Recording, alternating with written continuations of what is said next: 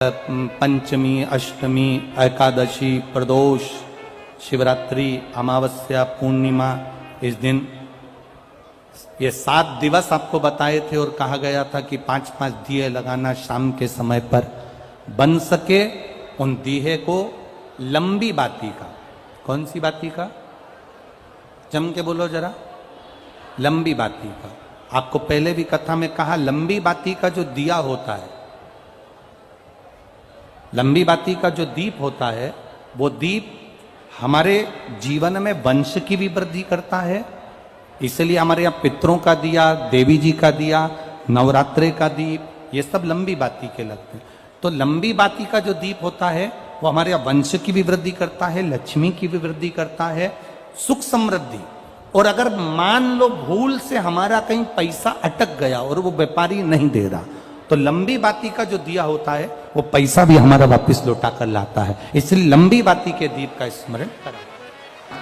सावन के महीने में जो अधिक मास पड़ता है उसमें 7 जगह अर्थात 7 तिथियां ऐसी हैं जिस दिन 5 दीप का वर्णन किया गया है हमारे शास्त्रों में। अब बहुत सावधानी से सुनिएगा। पहली है पंचमी तिथि।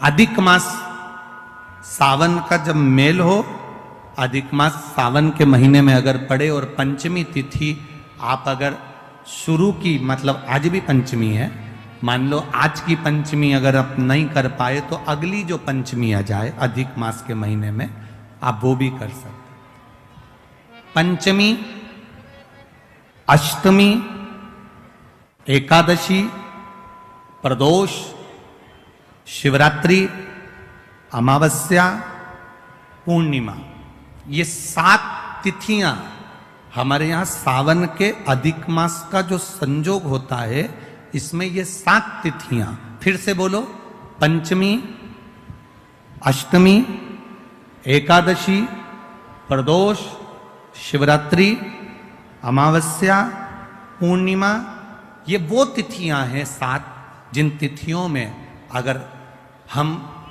5 दीप घृत के, घी के 5 दिए अगर अपने दरवाजे के बाहर केवल भगवान की भक्ति के लिए, शिव तत्व की प्राप्ति के लिए, वैसे तो दीप लगाना चाहिए, तुलसी के क्यारे के पास लगा दो, मंदिर में लगा दो, या शिवालय पर लगा दो, या देवालय पर लगा दो।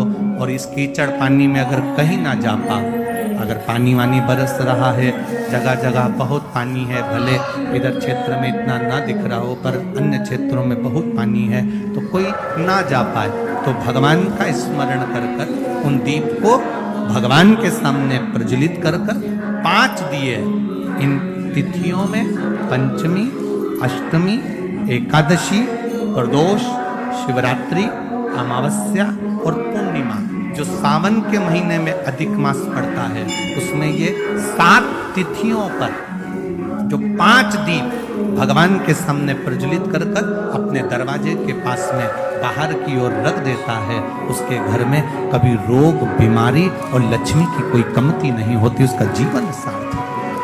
पर सावन के महीने में अधिक मास के संजोग पर ये होता है।